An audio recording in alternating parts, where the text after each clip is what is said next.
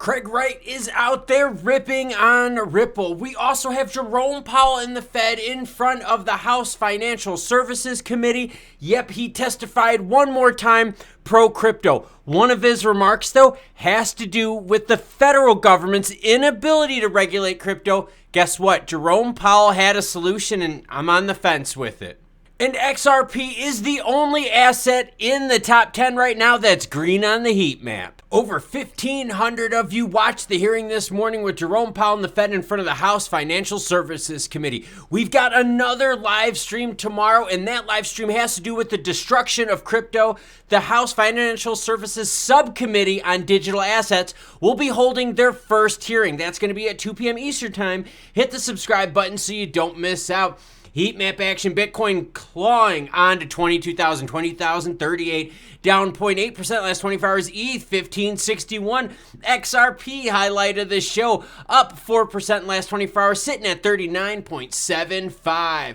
Fed Chair warns of higher interest rates than previously anticipated, faster hikes, and more pressure put on the U.S. consumer out there. Jerome Powell was in front of the House Financial Services Committee. Now, Jerome Powell said something today that is going to shock you, and it shocked me. And you know what? Real quick, let's go big screen and just talk one-to-one on this. Now, Jerome Powell was asked a question about digital currencies, and specifically what he was asked was, how do you feel about states' rights versus federal rights? Now, before we talk about with crypto, I want to talk about it in terms of the cannabis industry. Yes, I know how to say cannabis. I'm just trying to get rid of being blacklisted on the algorithms for naughty content because I'm a finance channel.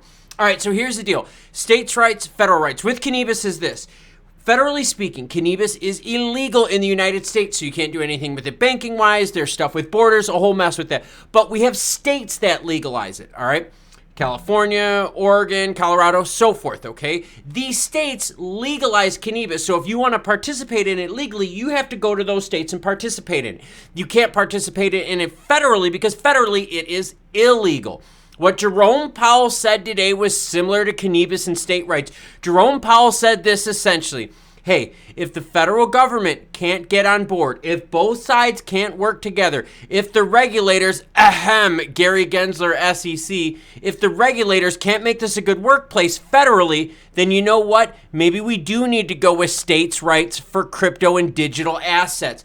I was blown away by hearing this, and so are the many of you watching the live stream. Could you imagine crypto run as state assets like that?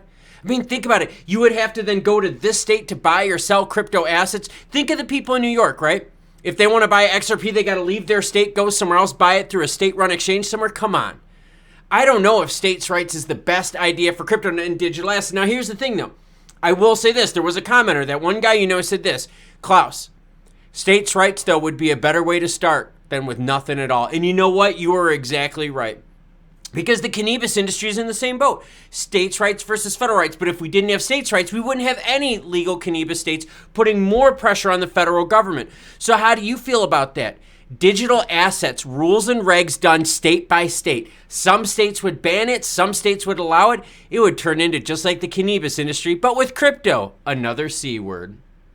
And that hearing at 2 p.m. tomorrow is called Coincidence or Coordinated, the Administration's Attack on the Digital Asset Ecosystem. And no, Gary Gensler will not be participating because, well, he doesn't want to face the heat. And we obviously know the current administration is running defense for him. Craig Wright is coming out ripping on Ripple. Again, let's see what he said on Twitter. If you want to follow me on Twitter where I break some of these stories sooner, you're welcome to, because as always, any article and my Twitter information is linked in the description below.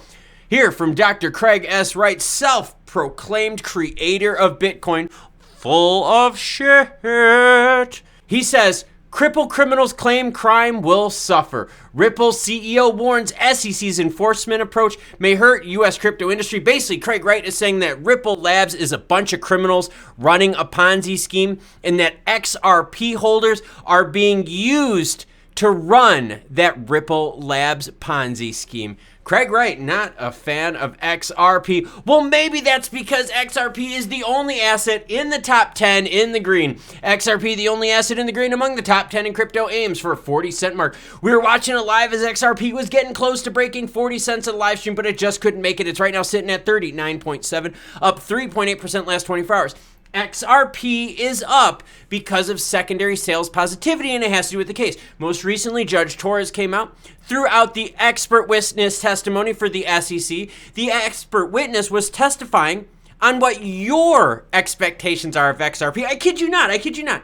The expert's testimony was all about information and data they gathered on you. Yep, that's right, you, and what you expect to come from your XRP holdings. That was thrown out. So again, this does not protect Ripple Labs as much. This is going to be more reflective upon secondary sales, all right? The expectations of the secondary sales market expectations were thrown out.